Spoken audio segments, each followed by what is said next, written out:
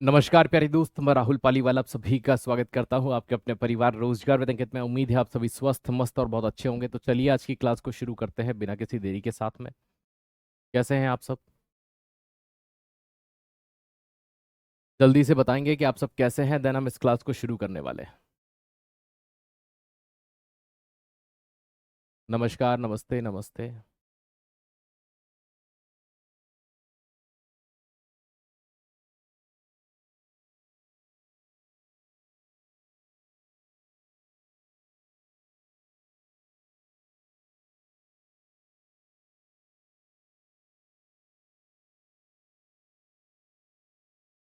Good afternoon, good morning, नमस्कार। बिल्कुल मैं भी ठीक हूं आप ही की तरह। तो चलिए आज की क्लास को शुरू करते हैं बिना किसी देरी के साथ में। प्यारे दोस्त, हम पढ़ रहे थे मानव जीवन में रसायन, और उसके बाद हमने नया टॉपिक शुरू किया था जिसको हम कहते थे गैसेस एंड, है ना, फ्यूल एंड गैसेस लॉ, ईंधन एवं गैसीय नियम। तो उसी को हम यहाँ पर पढ़ने जा रहे हैं। तो चलिए शुरू कर देते हैं बिना किसी देरी के साथ में, ताकि आप सभी भी अच्छे से जुड़ सकें। चलिए भैया, है ना।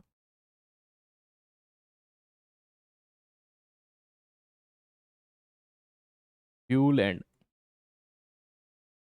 गैसेस लॉ,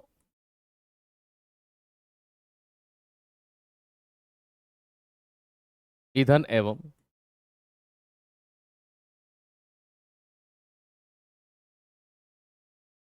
गैसीय नियम। जब हम इस टॉपिक को पढ़ते हैं, है ना, ये टॉपिक आज कंप्लीट भी हो जाएगा अपना, और दो चार टॉपिक आपके और बचे हैं, देन केमिस्ट्री भी आपका कंप्लीट हो जाएगा। ठीक है, तो आप सोच रहे हैं केमिस्ट्री कब तक होगा, कब तक होगा? बहुत जल्द हो जाएगा, नो डाउट। चलिए भैया, आज हम देख लेते हैं। एक वर्ड आया, फ्यूल क्या होता है। ठीक है, ईंधन क्या होता है। देखो, जब भी इस वर्ड को यूज किया जाए कि फ्यूल या ईंधन क्या होता है, भाई, एक फ्यूल होते हैं जो ठोस होते हैं, सॉलिड होते हैं। ठीक है। एक फ्यूल वे होते हैं जो गैस फॉर्म में होते हैं, और एक फ्यूल वो होते हैं जो लिक्विड फॉर्म में होते हैं। तीन तरह के ही तो ईंधन हम देखते हैं। ठोस, जैसे कि कोयला जला लिया, लकड़ी जला ली। ठीक है, ये चीज ध्यान रखिएगा। चलिए। और गैस, जैसे कि भैया सीएनजी हो गया, एलपीजी हो गया, एलएनजी हो गया, है ना। और द्रव के तौर पर पेट्रोल हो गया, डीजल हो गया, पेट्रोलियम वगैरह। तो एक एक करके हम इन सभी को पढ़ लेते हैं और इनको फिनिश करते हैं, और फिर गैसेस लॉ पढ़ के आज की क्लास में इनको विराम कर देते हैं। कल नए टॉपिक के साथ मिलेंगे। यारे दोस्त, सबसे पहले बात करते हैं विनिर्मित या मैन्युफैक्चर्ड कोयला या ठोस फ्यूल या सॉलिड फ्यूल क्या होता है। देखो, सबसे पहली चीज यहां पर एक वर्ड आया, विनिर्मित। विनिर्मित का मतलब आप समझते हैं कि क्या होता है ना। चलो, विनिर्मित को बाद में, पहले कोयला पढ़ लो। ठीक है, कोयला पढ़ लीजिए।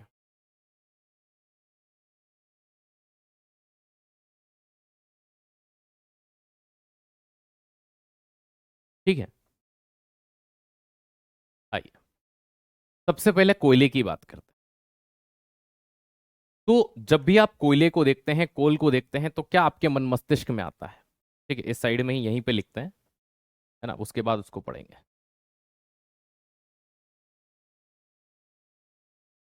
देखो, अगर हम बात करते हैं कोल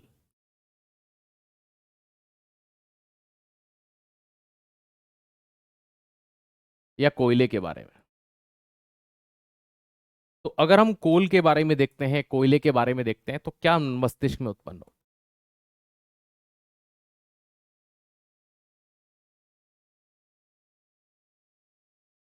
कोयला जो है,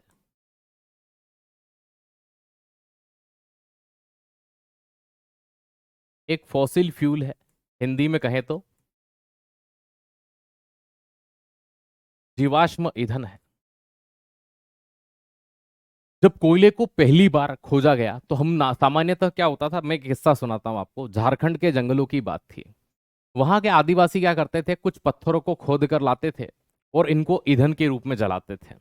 आज झारखंड जो इतना बड़ा कोयला स्टेट बना है, उसके पीछे की कहानी वहां के आदिवासियों की। उन्हें नहीं पता कि ये क्या चीज है, लेकिन उन्हें ये भली भांति पता था कि इस चीज को जलाते हैं तो ये लकड़ी से अच्छा जलता है, ऊष्मा मिलती है, तो भैया खोद कर अपने दैनिक जीवन के लिए यूज करते थे।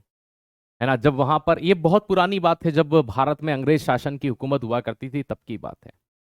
तो तब वो आदिवासी कोयला लेकर के जा रहे थे, अंग्रेजों के साथ में कुछ भारतीय, है ना, भी उसमें शामिल थे। और वो देखते हैं कि ये लोग कहीं से कुछ तो निकाल करके ला रहे हैं, और उनसे पूछा जाता है ये आप कहाँ से लाते हो, तो हम वहां से लाते हैं। जब वहां जाकर देखा जाता है तो वो हक्के बक्के रह जाते हैं कि इतने बड़े कोयले के सोर्स हैं, लेकिन कोई नहीं जानता कि यहाँ है।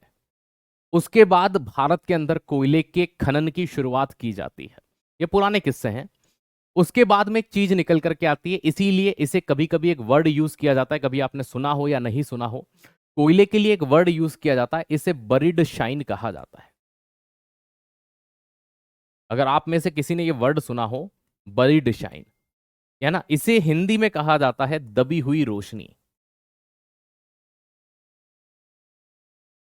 और वास्तविकता में कोयला कहां दबा होता है कि सर जमीन में, तो ये दबी हुई रोशनी होती है।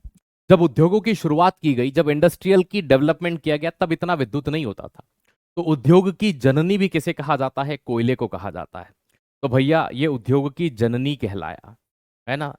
तो उद्योग की जननी, ये नॉर्मली मैं आपको, है ना, जियोग्राफी या फिर आप कहो तो इकोनॉमी के तौर पर चीजें बता रहा हूं, है ना। तो उद्योग की जननी कहा गया क्योंकि जब प्रारंभ, ऐसा माना जाता है कि इंग्लैंड से ही औद्योगिक क्रांति की शुरुआत मानी जाती है, और इंग्लैंड के अंदर ये पहली बार चीजें हो रही थी। तो जितने भी इंडस्ट्री का डेवलपमेंट हो रहा था वो कोयले के आधार पर हो रहा था। ठीक है। तो प्यारे दोस्त, पहली चीज ये ध्यान रखिएगा, ये एक जीवाश्म ईंधन होता है। बड़ी डिशाइन, इसे दबी हुई रोशनी कहा जाता है, उद्योग की जननी कहा जाता है। लेकिन ये जीवाश्म ईंधन कैसे है प्यारे दोस्त, कभी ना कभी उथल पुथल हुई होगी कि सर मतलब ये कि हो सकता है कोई ऐसा बड़ा भूकंप आया हो कि पृथ्वी का जो ऊपरी हिस्सा, जो जंगल हुआ करता था, वो जमीन के अंदर एकदम से दब गया। और लाखों वर्षों के पश्चात में फिर क्या हुआ कि, है ना, प्रेशर और टेम्परेचर, ताप एवं दाब के, है ना, कारण ये जो पेड़ पौधे थे ये एज इट इज क्या बन गए, फॉसिल। फॉसिल का मतलब ही होता है जीवाश्म, जीव का जिसमें अंश हो। और ये बदल गए किसके अंदर, कोयले के अंदर। पेड़ पौधा मुख्य रूप से इन्हीं के अंदर बदलता है। इसी तरह से पेट्रोल भी होता है, डीजल भी होते हैं। पेट्रोल और डीजल के बारे में ये कहा जाता है ये अवसादी चट्टानों में पाए जाते हैं, सेडिमेंट्री रॉक्स के अंदर पाए जाते हैं। ज्योग्राफी जब आप पढ़ते हैं तो इस टर्म को पढ़ते हैं, सेडिमेंट्री रॉक्स में होते हैं। सर ये अवसाद क्या होते हैं, नदियां अपने साथ में चीजों को प्रवाहित करके ले जाती है, उसमें जीव भी मारे हुए होते हैं, कई पेड़ पौधे होते हैं, उनके अंश को अपने साथ बहा कर ले जाती है। और जब वो समुद्र से मिल रही होती है तो वहां पर एक लेयर जम जाती है, हर साल, साल दर साल एक लेयर जमती जाती है। इसे कहते हैं अवसाद या सेडिमेंट का जमना। इन्हीं अवसाद या इन्हीं सेडिमेंट में टेम्परेचर और प्रेशर के परिवर्तन के फलस्वरूप वहां पर एक लिक्विड फॉसिल जमा होता है, जिसे हम पेट्रोलियम या क्रूड ऑयल या कच्चा तेल कहते हैं, जिसे जमीन से निकाला जाता है। एज इट इज ये कोयला था, ये सॉलिड फॉर्म में पाया गया, तो इसे फॉसिल फ्यूल कहा जाता है, बरीड शाइन कहा जाता है, उद्योग की जननी कहा जाता है। कभी भी आपसे एक प्रश्न यहां पर बहुत पूछते हैं, है ना, अब दोस्त याद रखिएगा कि जब किसी फॉसिल फ्यूल को आप जलाते हैं, एक प्रश्न बनता है, फॉसिल फ्यूल को जलाने पर क्या चीज बनती है। तो फॉसिल फ्यूल जब भी आप जलाने पर मुख्य रूप से वहां पर कौन सी गैस उत्पन्न होती है, तो पहला आंसर होता है कार्बन मोनोऑक्साइड, और सेकंड नंबर पर फिर आती है कार्बन डाइऑक्साइड।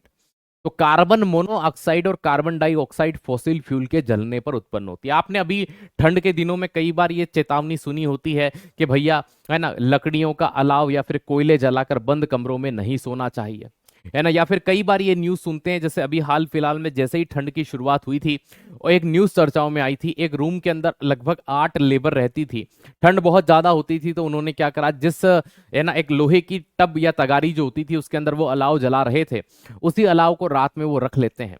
8 लोग रहते थे, उनमें से 2 या 3 लोग तो रात की ड्यूटी के लिए गए हुए थे इंडस्ट्री में, उद्योग में, लेकिन जो बचे हुए 5 से 6 लोग थे वो सारे के सारे सुबह मृत पाए जाते हैं। जब ये चीज देखी जाती है कि वो क्यों मारे गए, तो उनका जो कमरा था उसमें किसी प्रकार का एग्जॉस्ट नहीं था, मतलब कोई खिड़की नहीं थी। हमने देखिएगा घरों में अक्सर हम हर रूम के अंदर ऊपर एक खिड़की लगवाते हैं, लेकिन उसमें कोई खिड़की नहीं थी, पहली चीज। दूसरी चीज कि जब वो जला तो उसने कार्बन मोनोऑक्साइड बनाया। कार्बन मोनोऑक्साइड दम घोटू गैस या साइलेंट किलर कहलाती है। ये ऑक्सीजन जितनी स्पीड से हमारी हीमोग्लोबिन से जुड़ती है उससे 200 से 300 गुना तेजी से ये जुड़ना शुरू करती है, और लगातार अगर ये जुड़ती जाती है, जुड़ती जाती है, जुड़ती जाती है, तो ऑक्सीजन का परिवहन बाधित हो जाता है। एक ऐसा समय आता है कि व्यक्ति नींद में ही होता है और नींद में ही उसकी मौत हो जाती है, उसे पता ही नहीं चलता। ठीक है, तो ये मेन कारण होता है ना उन मृत्यु होने का, कार्बन मोनोऑक्साइड। कार्बन डाइऑक्साइड भी प्रोड्यूस होती है, लेकिन फर्स्ट नंबर पर जो मेन चीज आती है वो कौन सी आती है? कार्बन मोनोऑक्साइड आती है, और सबसे घातक गैस है ये। चलिए अब बात करते हैं यहां पर कोयले के प्रकार कौन कौन से होते हैं। तो कोयले में कार्बन के आधार पर उसके 4 प्रकार होते हैं। इसकी आप ट्रिक याद रखिएगा, कभी जीवन में नहीं भूलेंगे आप कि कोयले के 4 प्रकार कौन कौन से होते हैं। यकीन मानिए दोस्त, तो इसकी ट्रिक याद रखनी है आपको। ट्रिक क्या याद रखेंगे? ठीक है, अ बे लप्पू। ठीक है, ट्रिक है इसकी अबे लप्पू। ठीक है, अबे लप्पू, ए बी एल पी, या आप इसे शॉर्ट फॉर्म में ऐसे भी याद रख सकते हैं, ए बी एल पी। अब ये जो ए बी एल पी है ये सीक्वेंस है। ठीक है, ए का मतलब होता है एंथ्रासाइट से, मैं यहां पर इस ट्रिक का आपको ए, बी का मतलब बिटुमिनस से होगा। ठीक है, यहाँ ऊपर नीचे लिख दिया बिटुमिनस। ठीक है, ये बिटुमिनस यहां पर है ना, एल पी, ये सीक्वेंस है। ठीक है, तो याद रखिएगा ये गुणवत्ता का घटता क्रम है।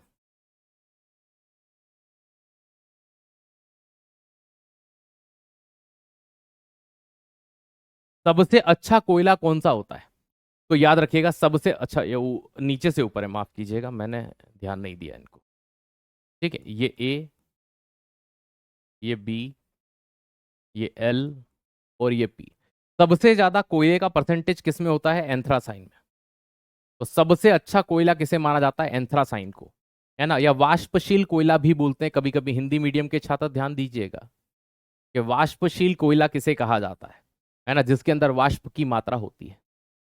ठीक है, तो ये चीज ध्यान रखना, एंथ्रासाइन।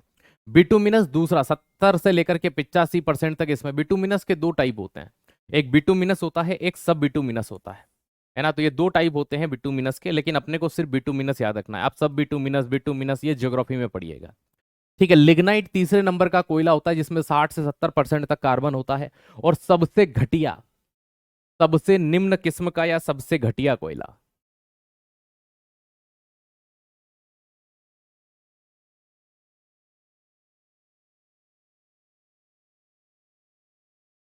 जिस कोयले के अंदर कार्बन का परसेंटेज सबसे कम हो।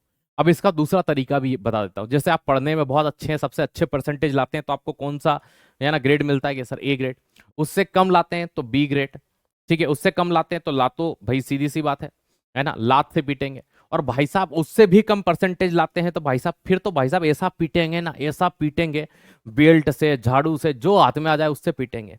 तो ये AbLp, आप इस तरह से भी इनको याद रख सकते हैं। ठीक है, तो AbLp, ए का मतलब एंथ्रासाइन, बी का मतलब बिटुमिनस, है ना, एल का मतलब लिग्नाइट, पी का मतलब पीट कोयला।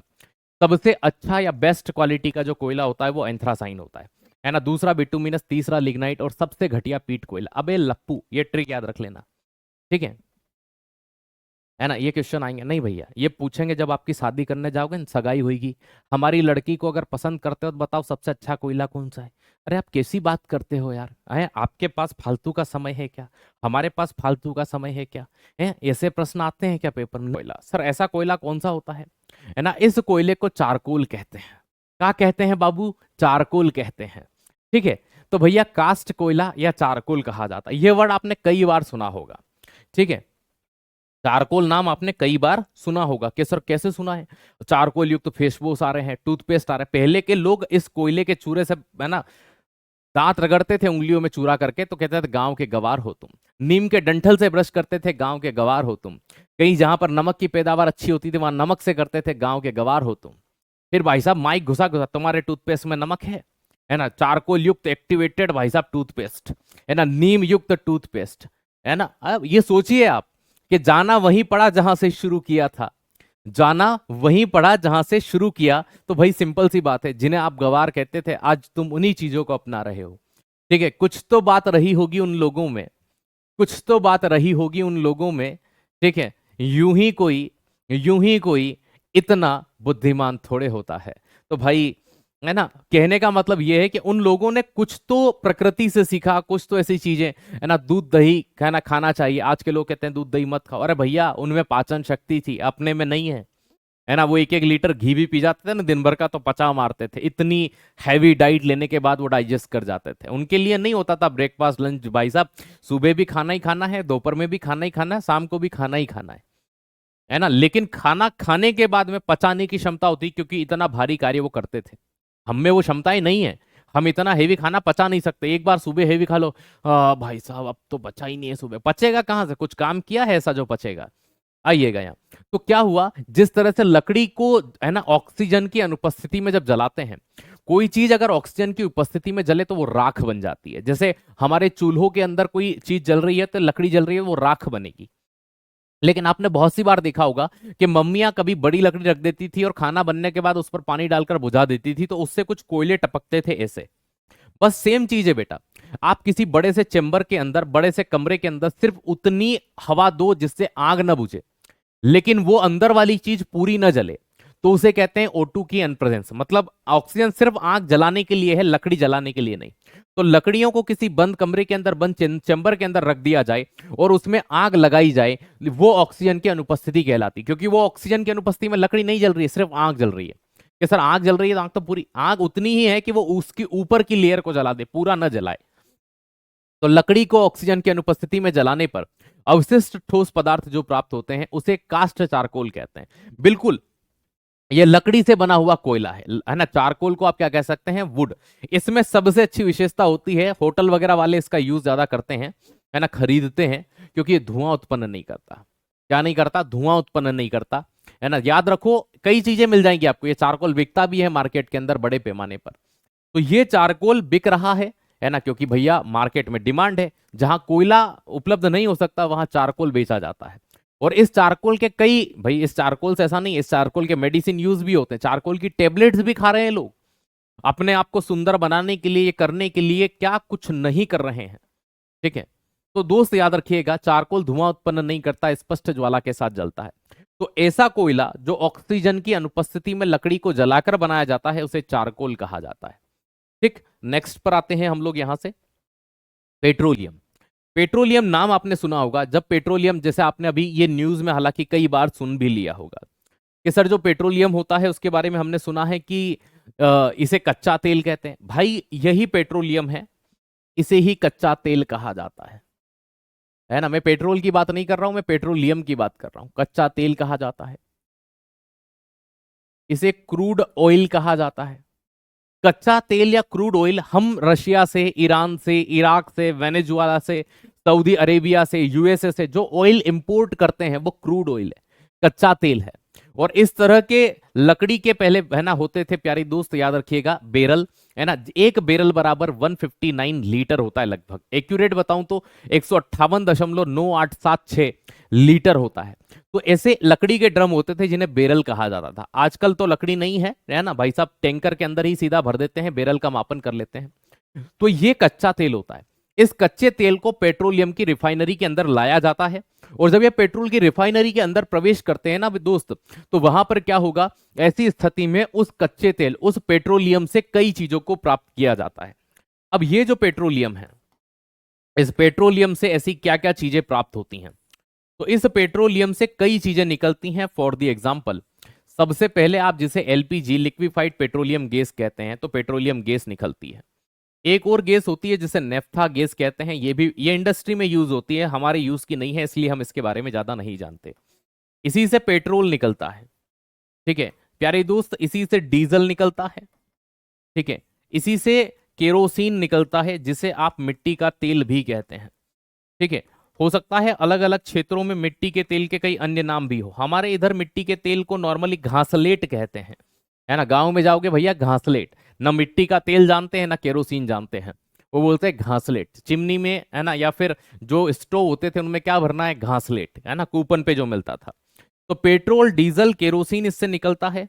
इसी से निकलते हैं लुब्रिकेंट। सर लुब्रिकेंट क्या होते हैं, स्नेहक। स्नेहक, जो आप गाड़ी के इंजन ऑयल की बात करते हो, तो वो इंजन ऑयल जो होता है ना, वो लुब्रिकेंट होता है। लुब्रिकेंट या स्नेहक जो घर्षण को कम करते हैं, तो वो होता है, ठीक है। अब प्यारे साथी, ये केरोसिन, मिट्टी का तेल, लुब्रिकेंट हो गया। इसके अलावा जो रोड पर आप डामर की बात करते हो ना, जो काला काला पेस्ट होता है गाढ़ा, वो भी इससे निकलता है। इससे और क्या निकलता है, तो भैया जो आप वैक्स की बात करते हो, मोम की बात करते हो, जिसे हम कहते हैं पैराफिन मोम, है ना, तो पैराफिन वैक्स इससे प्राप्त होता है। और क्या निकलता है इस पेट्रोलियम से? तो इस पेट्रोलियम से इसके अलावा जो निकलता है भाई साहब पेट्रोकेमिकल, पेट्रो रसायन, जिनसे प्लास्टिक वगैरह बनाया जाता है। तो ये सब पेट्रोलियम, इस पेट्रोलियम अपने आप में एक ऐसी चीज है जिससे इंसानों ने इतनी चीजें बना ली हैं कि अब इसमें एक विशेष पद्धति होती है। इसमें एक होता है सिलेक्टिव डिस्टिलेशन प्रभाजी आसवन के। सर मतलब समझ नहीं आया। मतलब मान लीजिए कि मेरे पास ये एक ऐसा यंत्र है, इसके अंदर मैंने ये क्रूड ऑयल या कच्चा तेल डाल दिया, मैं इसको स्टार्टिंग में 40 डिग्री सेंटीग्रेड तक ले जाता हूं तो सबसे पहले पेट्रोलियम गैस अलग हो जाती है। मैं 40 से टेम्परेचर इसका बढ़ाता हूं, 60 डिग्री तक ले जाता हूं तो इससे नेफ्था अलग हो जाता है। मैं जब इसको 100 डिग्री सेंटीग्रेड तक ले जाता हूं तो इसमें से पेट्रोल अलग हो जाता है। मैं इसको 200 पर ले जाता हूं, उससे पहले इससे डीजल अलग हो जाता है। तो ये सारी चीजें हम यहां पर देख रहे होते हैं इसी के माध्यम से। ठीक है, तो ये कहलाता है सिलेक्टिव डिस्टिलेशन या प्रभाजी आसवन। ठीक है, जब चीजें अलग अलग तापमान पर सेपरेट होती हैं, अलग अलग तापमान पर जिनका पृथक्करण होता है, इस घटना को प्रभाजी आसवन कहा जाता है, सिलेक्टिव डिस्टिलेशन। लेकिन हमें यह भी नहीं पढ़ना।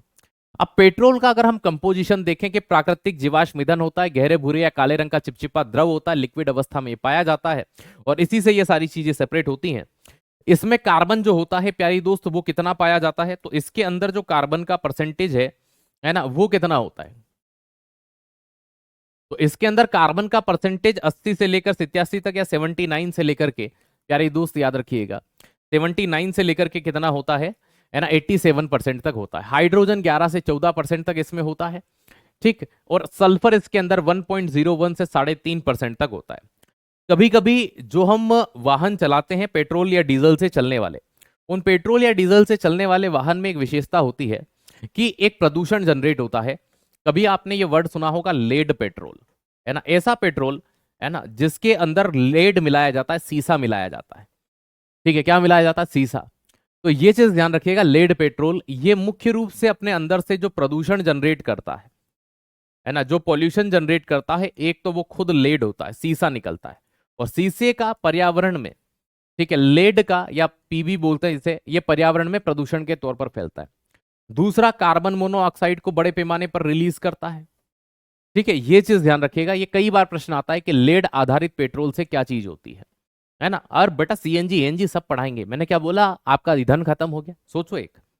ठीक है, पिताजी ने बोला बेटा हम मार्केट चल रहे हैं, आपने मेरे को कपड़े दिलाए नहीं, पिताजी का इधर से ये रेपट आता है खींच के, पहले बाजार तो चल ले। ठीक है, तो सेम चीज है बेटा, अभी मैं पेट्रोल से आगे नहीं बढ़ा हूं। ठीक है, चलिए, है ना, मैंने ये थोड़ी कहा मैंने सीएनजी पढ़ा के खत्म कर दिया और आपको ये नहीं बताया सीएनजी कैसे बनती है। ठीक है, आइएगा। एलपीजी मतलब पेट्रोलियम गैस होती है। अभी एलपीजी के बारे में भी हम डिटेल से पढ़ेंगे आगे, मत घबराइए। यहां पर आते हैं, प्राकृतिक गैस दो प्रकार की होती है, एक एलपीजी होती है ना, एक सॉरी एक एलएनजी होती है ये वाली, है ना, और एक कौन सी होती है? आपकी सीएनजी होती है। भाई सीएनजी को कहा जाता है कंप्रेस्ड नेचुरल गैस, हिंदी में भी यही नाम है, और हिंदी में एक नाम हो जाता है संपीड़ित प्राकृतिक गैस। तो हिंदी का एक नाम और बड़ा फेमस हो जाता है, जो क्या कहते हैं? संपीड़ित प्राकृतिक गैस कहते हैं। तो संपीड़ित प्राकृतिक गैस कहा जाता है। आप कभी भी सीएनजी के सेंटर्स पर अगर जाएंगे तो प्यारे दोस्त एक चीज जरूर पाएंगे। वो चीज क्या होती है? सीएनजी जहां जहां पर होती है वहां पर ऐसा ग्रीन कलर में ही उसको इंगित किया जाता है। ये ग्रीन कलर एक चीज हमें दर्शा रहा होता है कि भैया हम जो है ना वो थोड़े से इको फ्रेंडली हैं, कि मतलब पर्यावरण अनुकूल है, हम प्रदूषण नहीं करते। तो ये प्रश्न कई बार एग्जाम्स में रिपीटेड होता है कि वह गैस कौन सी है जो इको फ्रेंडली होती है, पर्यावरण अनुकूल होती है। तो सीएनजी सामान्य प्राकृतिक गैस दूसरी गैसेस की तुलना में, याद रखिएगा, अधिक पर्यावरण, कोई सी भी गैस है उसकी तुलना में ये ज्यादा इको फ्रेंडली होती है, ज्यादा पर्यावरण अनुकूल होती है। ठीक है,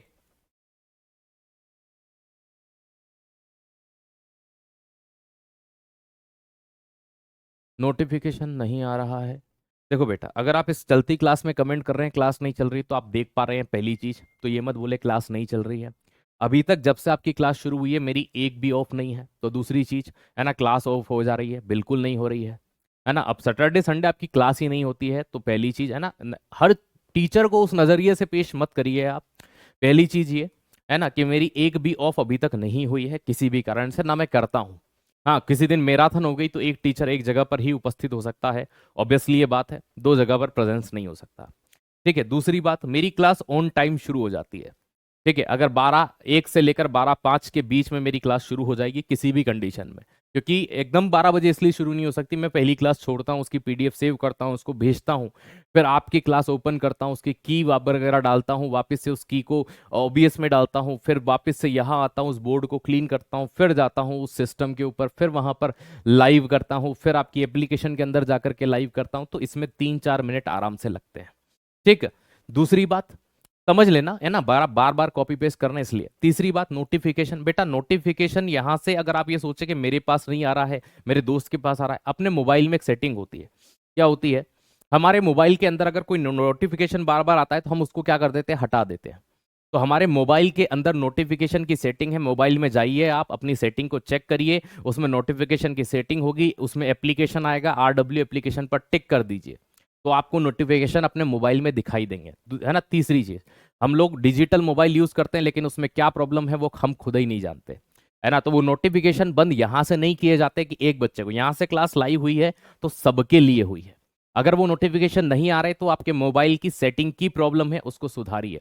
तीसरी चीज, अगर फिर भी ऐसा होता है कि नहीं सर हमसे तो वो चीज नहीं हो पा रही है, चौथा सॉल्यूशन कुछ बता दीजिए, तो भाई तीसरे में चलो ठीक है, चौथी पॉइंट, अगर आप जब जो आपने बेच ले रखा है उस बेच के अगर 12 बजे के बाद में मान लीजिए 12:05 तक आप वहां इंतजार कर रहे हैं, आपको नोटिफिकेशन नहीं मिलता है, आपके मोबाइल में वो चीज भी आपसे सही नहीं हो पा रही है, तो आप वहां लाइव के ऑप्शन पर क्लिक कर दीजिए कि सर मतलब देखो मुझे भी कोई, मैंने नोटिफिकेशन अपने ही एप्लीकेशन के बंद कर रखे हैं। क्यों कर रखे हैं? क्योंकि दिन भर में 300 से ज्यादा क्लासेस होती हैं, मैंने सारे बंद कर रखे हैं, एक भी नोटिफिकेशन यहाँ नहीं है। लेकिन मुझे इस क्लास के अंदर अगर जुड़ना है तो मैं पेड क्लास पर जाता हूँ और नीचे जाकर के मैं तुरंत जाता हूँ इसके किस बेच के अंदर, यूपी होमगार्ड रक्षक बेच के अंदर। ठीक है, जैसे ही मैं इस पर क्लिक करता हूँ, यहाँ पर ये लाइव क्लास का ऑप्शन आया, इस लाइव क्लास में केमिस्ट्री पर मैं जैसे ही क्लिक करूंगा, ये क्लास अभी आ गई मेरी, ये चल जाएगी तुरंत, है ना, मीडियम क्वालिटी में मैं इस।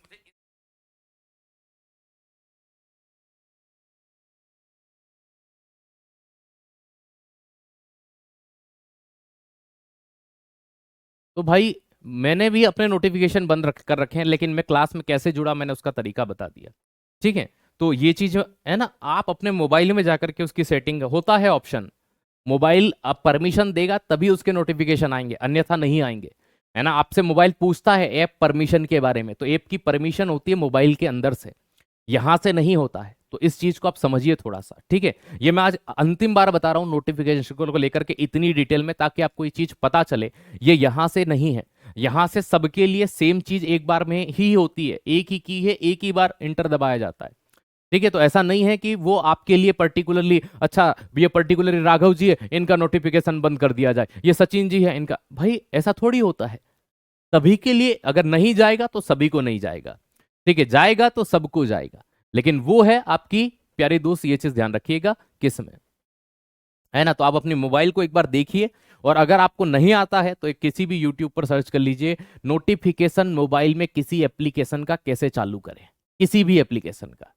ठीक है, आइए यहाँ पर, इसका यूज कहाँ किया जाता है, कार के अंदर और ट्रेन के अंदर। सीएनजी से चलने वाली ट्रेन हमारे इंडिया में तो कम है, लेकिन विदेशों में इन ट्रेनों का चलन किया जाता है जो ज्यादा बड़े पैमाने पर चलती हैं।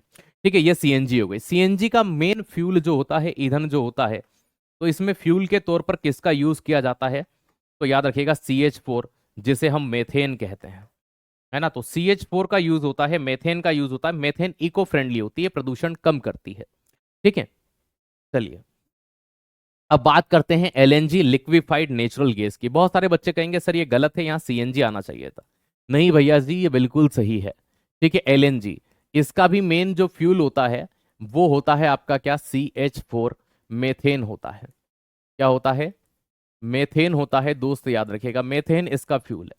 अब CNG और LNG में क्या डिफरेंस होता है, सीएनजी कंप्रेस्ड गैस होती है लेकिन लिक्विड अवस्था में कंप्लीटली नहीं बदली होती है, लेकिन एलएनजी जो होती है लिक्विफाइड नेचुरल गैस होती है। क्या होती है, लिक्विफाइड नेचुरल गैस कहलाती है। तो प्यारे दोस्त ये दोनों इस संदर्भ में यहां पर अलग है, इनको ध्यान रखिएगा। लिक्विफाइड नेचुरल गैस एलएनजी को कहा जाता है। इसका उपयोग मुख्य रूप से, देखो मैं आपको बताता हूं, भारत के अंदर पहले क्या होता था, इसकी शुरुआत नहीं हुई थी। मैं आपको यहाँ पर एलएनजी स्टेशन के बारे में एक फोटो इसका दिखा देता हूँ। कभी पेट्रोल डीजल भरवाने जाएं, है ना, LNG station in India, images की हम बात करते हैं, कुछ इस तरह के, है ना, याद रखिएगा LNG के स्टेशन है। ठीक है, देखो ये स्टेशन एक वडोदरा का है, है ना। वडोदरा के अंदर एक स्टेशन है इस तरह का, है ना। नागपुर के अंदर ये स्टेशन है ना। इसको हम विजिट कर लेते हैं, इसको हम देख लेते हैं। ठीक है भैया, तू मत चल, कॉपीराइट आ जाएगा, नहीं तो वीडियो नहीं चलना चाहिए, है ना। ये तो एप्लीकेशन है, फिर भी ठीक है। फोटो चाहिए हमको बस। ये देखिए, जैसे सीएनजी के पंप होते हैं ना, वैसे ही एलएनजी के हैं। और ये देखिए यहाँ पर, ठीक है, ये एलएनजी का पंप है ना। ये एलएनजी की गैसेस हैं। कार आ रही है, मुख्य रूप से बड़े जो ट्रक वगैरह होते हैं वो एलएनजी से चलते हैं। तो बड़े वाहन के लिए एलएनजी का यूज करते हैं। एलएनजी का full form liquefied natural gas होता है, लिखा हुआ है हिंदी में भी और इंग्लिश में भी। ठीक है, तो फुल फॉर्म क्या है सर? तो ये ऊपर ही लिखा हुआ है, ब्रेक, ये क्या लिखा हुआ है? ठीक है, तो ये चीज ध्यान रखिएगा। इसका उपयोग मुख्य रूप से भारी वाहन में किया जाता है, ट्रक वगैरह जो होते हैं। हमारे इंडिया में इसका चलन कम है, लेकिन जो यूरोपियन कंट्रीज हो गई, रशिया हो गया, चाइना हो गया, एलएनजी का यूज भरपल्ले करता है, क्योंकि उनके पास प्राकृतिक गैस इतनी मात्रा में है कि वो सीएनजी और एलएनजी में कन्वर्ट कर लेते हैं। जैसे रशिया, रशिया को कोई कहे तुम इलेक्ट्रिक कार चलाओ, कहेगा हैं क्या बात कर रहे हो यार, हमारे यहाँ पानी की तरह। मैं आपको एक कंट्री का नाम सुनाता हूँ, ईरान, है ना। ईरान के ऊपर इतने सैंक्शंस हैं कि पाकिस्तान के अंदर ईरान से तेल जो होता है ना, वो पानी के दाम में इंटर कर जाता है। लोग वहां उसकी स्मगलिंग करते हैं, जो छोटे छोटे पिकअप बोलते हैं जिनको, है ना, छोटा हाथी बोलते हैं जिनको, उनके अंदर कंटेनर में भर भर के लाते हैं उसको, और उसकी स्मगलिंग चालू है। ईरान से लाया जाता है और पाकिस्तान में बेचा जाता है, ईरान से लाया जाता है, पाकिस्तान में बेचा जाता है। इसी तरह से उसकी पड़ोसी कंट्री जो है ना, आपने कभी तुर्कमेनिस्तान का नाम सुना हो, वहां पर इंडिया के लगभग ये समझ लीजिए 2 या 3 रुपए लीटर में डीजल मिल जाता है।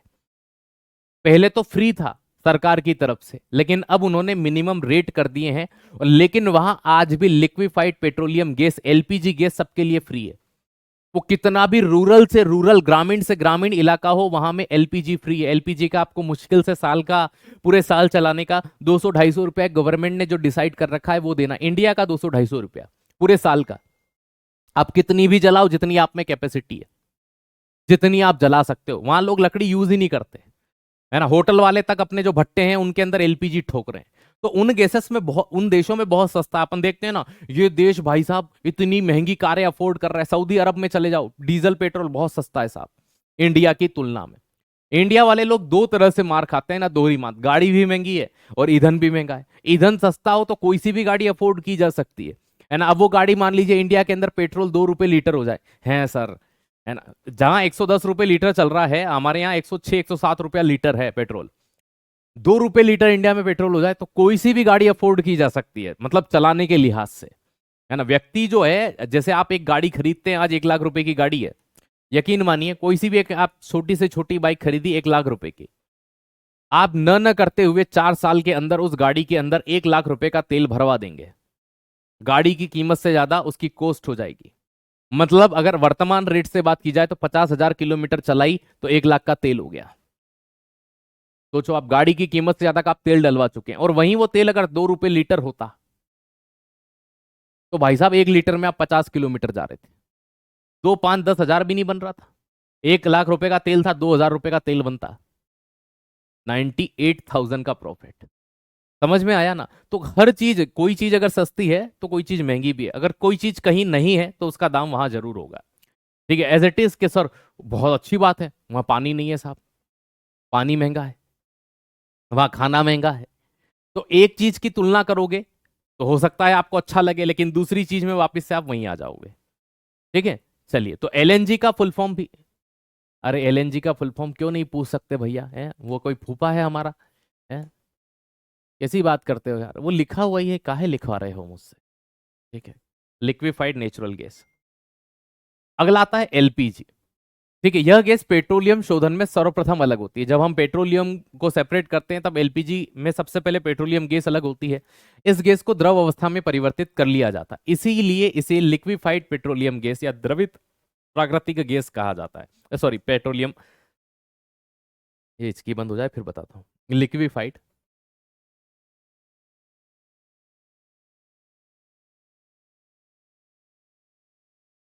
पेट्रोलियम गैस, तो लिक्विफाइड पेट्रोलियम गैस कहते हैं क्योंकि ये पेट्रोलियम से प्राप्त हुई है, इसीलिए इसे फॉसिल फ्यूल कहा जाता है। इसीलिए इसका उपयोग वाहन में इतना नहीं किया जाता, लेकिन कुछ लोगों ने किया था।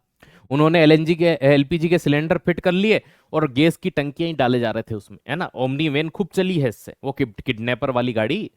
ठीक है, अब इसके अंदर मेन फ्यूल क्या होता है? तो फ्यूल होता है इसके अंदर ब्यूटेन। ब्यूटेन गैस होती है, साथ ही साथ में प्रोपेन होता है। तो ब्यूटेन और प्रोपेन मेन ईंधन होता है। मेनली होती है ब्यूटेन, जो 75% से ज्यादा होती है, 75% से प्लस होती है। और 24% के आसपास हम मान लेते हैं कि प्रोपेन गैस उसके अंदर पाई जाती है। अब इस एलपीजी के अंदर ये स्मेल लेस होती है, गंधहीन है। सर काहे मजाक कर रहे हो?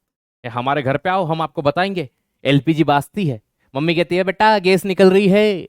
हाँ, वो बासती है क्योंकि उसके अंदर एक स्मेल वाला पदार्थ मिलाया जाता है ना। तो स्मेल या गंध के लिए उसमें क्या मिलाते हैं? तो याद रखिएगा, उसके अंदर एक पदार्थ मिलाते हैं जिसका नाम है एथिल मरकेप्टन।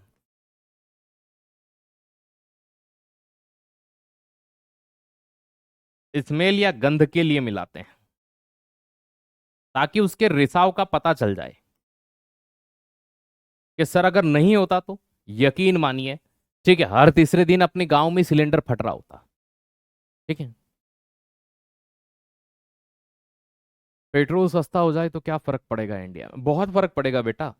ट्रांसपोर्टेशन सस्ता हो जाएगा। ट्रांसपोर्टेशन सस्ता हो जाने से हर चीज पर प्रभाव पड़ता है। आज अगर किसी चीज को लाने में 100 रुपए खर्च हो रहे हैं तो वो 100 रुपए उसी वस्तु के चार्ज में जुड़ेगा। लेकिन उस वस्तु को लाने में 10 रुपए खर्च हो रहे हैं तो वो 90 रुपए माइनस उसी वस्तु के चार्ज में से होगा। इस बात को आपको समझना पड़ेगा। ठीक है, तो अगर वो चीजें सस्ती होंगी तो दूसरी चीजें भी सस्ती होंगी, है ना। आइए यहां पर, तो स्मेल या गंध के लिए इसको मिलाया जाता है एथिल मरकेप्टन, लेकिन वो चीजें वहां बननी चाहिए, है ना। अगर विदेशों से वो चीजें मंगवाई जा रही हैं तो कोई फर्क नहीं पड़ेगा उनके ऊपर, क्योंकि विदेश वाला कितने में बेच रहा है डिपेंड उस पर करेगा ये। इसको क्या हो गया है यार ये? ठीक है, एथिल मरकेप्टन। स्मेल या गंध के लिए क्या मिलाते हैं? एथिल मरकेप्टन मिलाते हैं। ठीक है, अगली चीज बायोगैस। इस विधि का विकास एसबी देसाई के द्वारा किया गया था।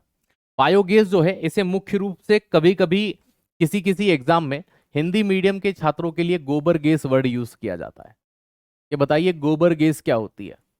तो एक्चुअल में गाय भैंस के गोबर से इसको बनाया जाता है, इसलिए इसे गोबर गैस या बायोगैस कहते हैं, क्योंकि जैविक पदार्थों से बनती है।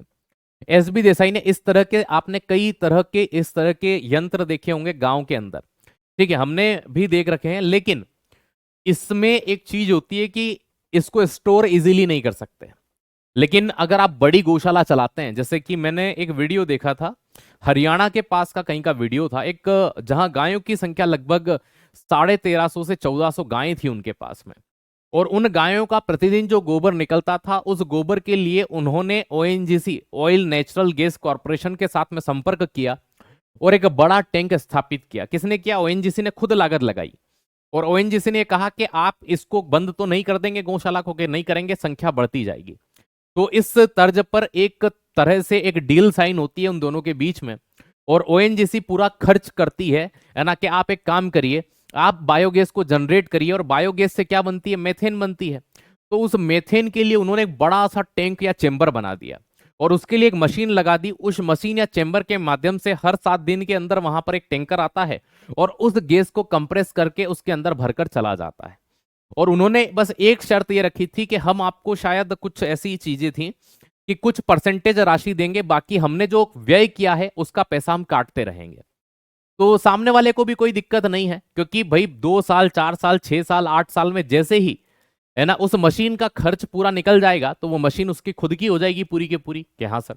और दूसरी बात, उस साल के बाद में जितनी गैस जाएगी तो पशु बढ़ जाएंगे, और पशु बढ़ जाएंगे तो और ज्यादा मात्रा में रेवेन्यू जनरेट होगा।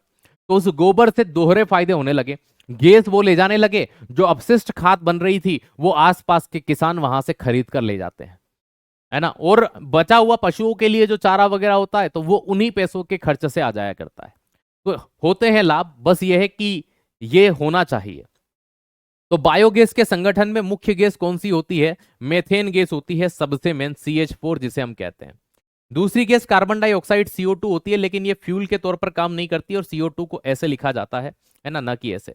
नाइट्रोजन की बात करें तो 10% तक होती है। इसका यूज घरेलू या ईंधन के तौर पर या एज अ डोमेस्टिक सबसे ज्यादा किया जाता है, लेकिन अब कुछ ऐसी टेक्नोलॉजी आ चुकी है जिसके माध्यम से इसे कंप्रेस करके ले जाया जाता है और जो गैसेस होती हैं जैसे CNG वगैरह उनके साथ में मिक्सअप कर दिया जाता है। तो फायदा ही है ना। एक तरह से अगर एक एक टैंकर भर के गैस हर हर हर सप्ताह अगर किसी गौशाला से मिल जाए तो क्या बड़ी बात है इसमें। ठीक है, अब आगे बढ़ते हैं यहां से। ठीक है, चलो। बायोडीजल देखो क्या हुआ, हर देश विकल्प तलाशता है। ठीक है, बेहतर से बेहतर की तलाश होती है यहां। ठीक है, बेहतर से बेहतर की तलाश होती है यहां। अक्सर हमसे बेहतर मिलने पर, अक्सर हमसे बेहतर मिलने पर हम ठुकरा दिए जाते हैं। ठीक है, ये चीज ध्यान रखिएगा। पेट्रोलियम से प्राप्त यह डीजल का एक विकल्प है। इसके निर्माण के लिए रतन जोत, जिसे हम क्या कहते हैं, जेट्रोफा भी कहते हैं, है ना दोस्त, याद रखिएगा इसका एक नाम क्या है, जेट्रोफा है। इंग्लिश नाम जेट्रोफा है।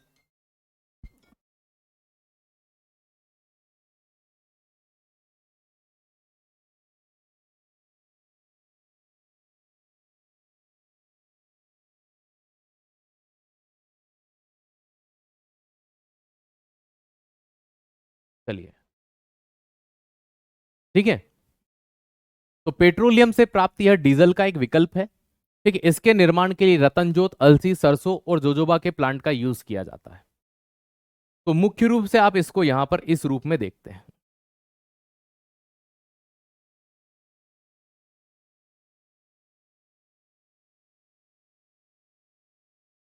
ठीक,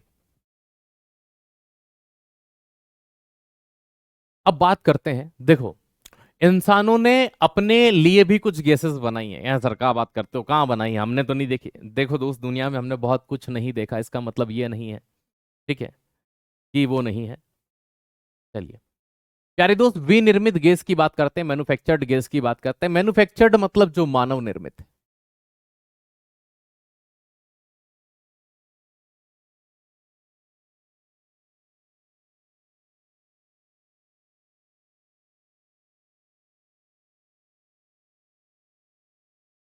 ठीक, केमिस्ट्री सिलेबस पूरा, मैंने कब कहा पूरा हो गया है। ठीक है, कोल गैस, ऐसी गैस जो कोयले को जलाकर, देखो क्या होता है कि हर जगह पर सीधा, जैसे आप सोचिए कि एक कोई मिठाई बनाई जा रही है और उसमें शक्कर नहीं मिलाई जाए और हर मिठाई के ऊपर थोड़ी सी शक्कर रख के दे दी जाए। भाई साहब, ये मिठाई है लेकिन शक्कर आपको जितनी लगे स्वाद अनुसार, काहे की मिठाई हुई फिर वो मिठाई थोड़ी हुई। सोचने वाली बात है। मिठाई मतलब जिसके अंदर मीठा ऑलरेडी मिक्स हो, है ना, और यही मिठाइयों की विशेषता होती है। तो हर इंडस्ट्री कोयला जलाकर अपना काम यूज में नहीं कर सकती थी, इसलिए कुछ इंडस्ट्री ने क्या किया, कोयले को जलाकर एक गैस बनाई जिसे कोल गैस कहा जाता है। और उस कोयले को जला करके, एंड अब आप कोयले को जलाकर हवा में, अब जब आप, हमारी मेंटेलिटी काम करती है ना, हम खुले में जला के देखते हैं यहाँ कौन सी गैस बनी। उनके लिए चेंबर होते हैं, प्लांट होते हैं। उन प्लांट में कोयले को उस तरह से जलाया जाता है कि गैस उत्पन्न हो। तो उसके लिए प्लांट होते हैं बेटा, है ना। तो ये माइंड से निकाल देना हवा में खुला है, ऐसा तो फिर ईंधन जरूरत ही नहीं पड़ रही थी, है ना। ऐसा नहीं, खुले में जलाने की बात नहीं हो रही, उनके लिए प्लांट है अलग से। तो ये कोल गैस बनाने के लिए, वाटर गैस बनाने के लिए, प्रोड्यूसर गैस बनाने, इनके लिए प्लांट थे अलग से। तो उन इंडस्ट्रियों ने क्या किया, कोयले को जला करके, है ना, एक क्या बनाई, गैस बनाई जिसे कोल गैस कहा गया। और ये coal gas as a fuel use में ली उन्होंने, जिसमें दो गैस सबसे मेन थी, एक का नाम था हाइड्रोजन और एक का नाम था मीथेन। हाइड्रोजन 47% और मीथेन उसमें 32% थे। तो कोयले को जला करके जिस गैस का निर्माण किया गया वो कोल गैस कहलाया। उसके बाद में अगले नंबर पर आता है वाटर गैस, है ना। वाटर गैस, जल गैस, या जिसे एक नाम से और हिंदी में आप याद रखिएगा, सीन गैस। कभी पूछ ले कि सीन गैस किसका कॉम्बिनेशन है, तो सीन गैस किसका मिश्रण होता है, जल गैस को ही सीन गैस कहा जाता है। अब यहां पर ये जो सीन गैस वर्ड है ना, इसमें क्या होता है, सेम यहां यहां तक प्रोसेस सेम थी, कोयला जलाकर एक गैस बनाई। बस यहां पर एक डिफ्रेंसिएशन ये आ गया कि उस पर पानी की भाप छोड़ दी, जलवाष्प छोड़ दी उस पर। ठीक है, तो एक जल गैस संगठन बन गया, वाटर गैस बन गई कि कोयले, ये इतनी गैस कंपलसरी थी, अब इसमें बस एक चीज करी कि उस पर पानी की भाप छोड़ दी। तो यहां पर मेन जो गैस आती है, जो ईंधन के तौर पर यूज में आती है, एक होती है एच का मतलब हाइड्रोजन, और एक का मतलब क्या होता है, एक का मतलब होता है आपका, है ना, कार्बन मोनोऑक्साइड। तो ये दो गैस मुख्य रूप से यहाँ एज अ फ्यूल यूज में आने लगी, एक हाइड्रोजन गैस, एक कार्बन मोनोऑक्साइड। सेम ऐसा ही था, कोयले को जलाया गया, जो गैस बनी उसके अंदर जो हवा थी उस हवा को मिश्रित किया गया। हवा में किस गैस की प्रधानता है, sir, nitrogen. As it is यहां पर नाइट्रोजन और कार्बन मोनोऑक्साइड का मिश्रण प्राप्त होता है, इसे हम कहते हैं प्रोड्यूसर गैस। क्या कहते हैं, प्रोड्यूसर गैस। तो यहां पर फर्स्ट नंबर पर आपकी नाइट्रोजन है और सेकंड नंबर पर आपकी कार्बन मोनोऑक्साइड है। यहां पर फर्स्ट नंबर पर हाइड्रोजन, परसेंटेज में ज्यादा कौन है, नाइट्रोजन है। तो तीन गैस जो इंसानों ने बनाई है अपने इंडस्ट्रियल यूज के लिए, पहली गैस है कोल गैस जिसमें हाइड्रोजन और मीथेन। देखो इन दो गैस में, है ना, हम हर दो गैस में दो चीज कॉमन है। यहां देखोगे तो हाइड्रोजन और हाइड्रोजन कॉमन है, यहां पर देखोगे इन दोनों के अंदर भैया तो कार्बन मोनोऑक्साइड कॉमन है ना, कार्बन मोनोऑक्साइड कॉमन है, ये चीज ध्यान रखिएगा। तो इधर इन दोनों में कॉमन है, इन दोनों में, लेकिन एक एक गैस का डिफरेंशिएशन सभी के अंदर है। ठीक है,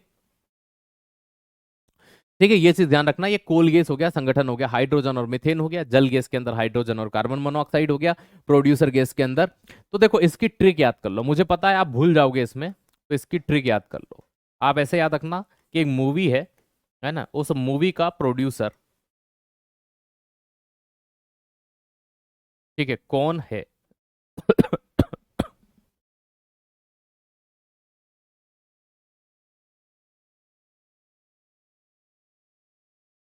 या फिर इसको शॉर्ट फॉर्म में ऐसा ही लिख लो, प्रोड्यूसर कौन। ठीक है, प्रोड्यूसर भैया कौन है, तो प्रोड्यूसर कौन है, CON।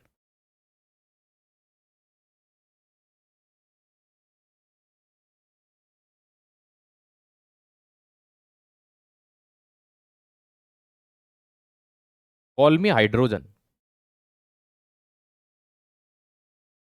तो कोल का मतलब क्या हो जाएगा, कोल गैस।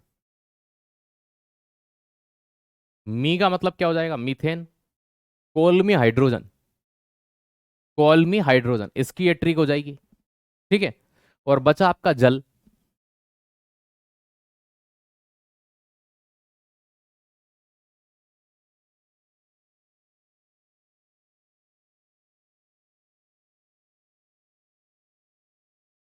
ठीक है, तो ये जल गैस हो जाएगा, है का मतलब काई से हो जाएगा, हाइड्रोजन से, और कौन का मतलब कार्बन मोनोऑक्साइड से। ठीक है, जल है कौन सा, तो सा का तो कोई मतलब है ही नहीं। चलिए, थर्ड वार्ली में कोयले को जलाया जाता है और उसके अंदर हवा या वायु को मिश्रित कर दिया जाता है। तो कोयले को जलाकर जब जो गैस प्राप्त होती है उसमें हवा का मिश्रण जब मिला दिया जाता है तब बनने वाली गैस प्रोड्यूसर गैस होती है। यहां से क्वेश्चन कैसे बनेंगे? ठीक है, बहुत अच्छा प्रश्न है। ठीक है, कोल गैस किसका मिश्रण होता है, तो ऑप्शन में रहेगा हाइड्रोजन प्लस मेथेन। ठीक है, hydrogen plus carbon monoxide, hydrogen plus carbon dioxide, ठीक है, कार्बन मोनोऑक्साइड प्लस नाइट्रोजन, इस तरह से। तो आपको चुनना होगा, पहला इज द राइट आंसर। ठीक है, जो पढ़ाया जाता है ना उसी बेसिस पर प्रश्न प्रश्न आप खुद बना सकते हो, कौन है क्या है। गैसेस लो, देखो क्या होता है, जो गैस होती है, टेम्परेचर,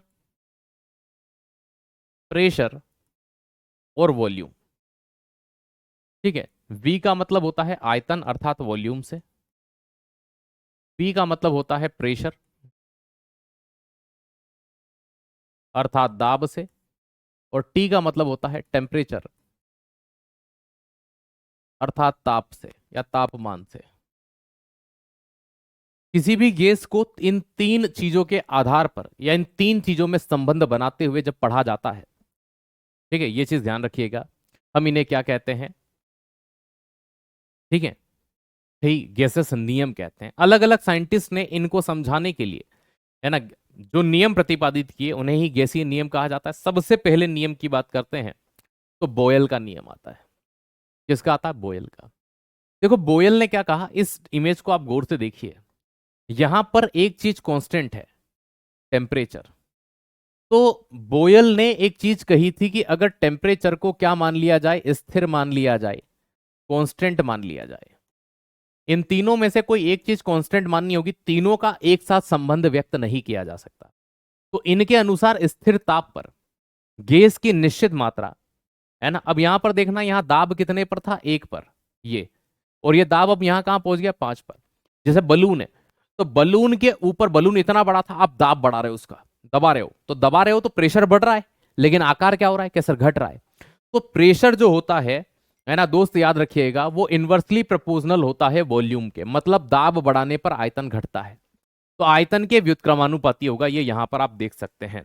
तो P इन्वर्सली प्रोपोर्शनल होता है V के, मतलब कहने का तात्पर्य ये है, अगर दाब बढ़ेगा तो आयतन घटेगा, आयतन घटेगा तो दाब बढ़ेगा, आयतन बढ़ेगा तो दाब घटेगा, दाब बढ़ेगा तो आयतन घटेगा, एक दूसरे के इन्वर्सली प्रोपोर्शनल माने जाते हैं। मतलब सिंपल सी बात है, बॉयल ने एक नियम दिया कि अगर टेम्परेचर को कांस्टेंट रखा जाए और प्रेशर को बढ़ाया जाए, प्रेशर देखो यहां 1 से कहां आ गया, 5 पर, तो पहले वॉल्यूम इतना था, है ना, अब वॉल्यूम कितना हो गया, आधा, कम हुआ कि बड़ा के सर कम हुआ। तो जब जब प्रेशर इंक्रीज होता है, जब जब तापमान सॉरी दाब बढ़ता है, तब तब आयतन घटता है, लेकिन टेम्परेचर यहां पर कांस्टेंट था, स्थिर था।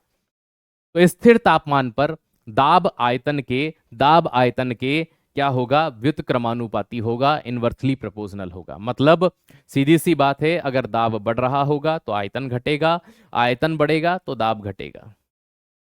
ठीक है, बॉयल के नियम अनुसार नियत ताप पर किसी गैस की निश्चित मात्रा का दाब घनत्व का समानुप, उसी चीज से रिलेवेंट है ये। ठीक है, चलिए अगले पॉइंट पर आते हैं, चार्ल्स का नियम। इस नियम के अनुसार स्थिर दाब पर गैस की निश्चित, अब इन्होंने क्या कर लिया, दाब स्थिर कर लिया। यहां पर देखो, 1 पर प्रेशर यहां पर भी है, 1 पर प्रेशर यहां पर भी है, दाब स्थिर कर दिया कि बलून को इससे ज्यादा नहीं दबाया जाएगा। अब इनका कहने का मतलब है भाई, जो वॉल्यूम होगा, वॉल्यूम बढ़ेगा तो टेम्परेचर भी इंक्रीज होगा। मतलब तापमान, यहां देखो, पहले तापमान कम था तो ये आयतन यहां था, जैसे ही हमने तापमान बढ़ा दिया तो आयतन भी बढ़ गया। तो ताप बढ़ने पर टेम्परेचर इंक्रीज होगा तो वॉल्यूम भी इंक्रीज होगा, ताप बढ़ेगा तो आयतन भी बढ़ेगा। क्या सर, मतलब जैसे आप चाय बना रहे होते हो तो कुछ समय बाद चाय की गैस बनती है ना भाई, सीधी सी बात है, और वो खुशबू पूरे कमरे में फैलती है। क्या सर, तो उसने ज्यादा जगह घेरी कि नहीं घेरी, क्या सर घेरी। क्यों घेरी, क्योंकि टेम्परेचर बढ़ा था, टेम्परेचर बढ़ा, तापमान बढ़ने पर सीधी सी बात है आयतन बढ़ता है। इसीलिए तो गर्म वायु के गुब्बारों में बैठ करके उड़ा जाता है, क्योंकि हल्के होते हैं तो ऊपर जाते हैं, ज्यादा जगह घेरते हैं। तो गर्म अगर गैस होगी तो अगर उसका टेम्परेचर इंक्रीज होगा तो उसका आयतन भी बढ़ेगा। आज के लिए इतना ही रखते हैं, ठीक है। इसके आगे का मैं 2 पार्ट और हैं, एक है आपका चार्ल्स का नियम हो गया, एवोगैड्रो का नियम, एक आदर्श गैस का नियम। और ये केमिकल इन ह्यूमन लाइफ हो चुका है, कल हम नए टॉपिक की शुरुआत करेंगे, उससे पहले मैं इनको करवा दूंगा। ठीक है, थैंक यू सो मच, एक बार वापस रिपीट भी करवा दूंगा। धन्यवाद।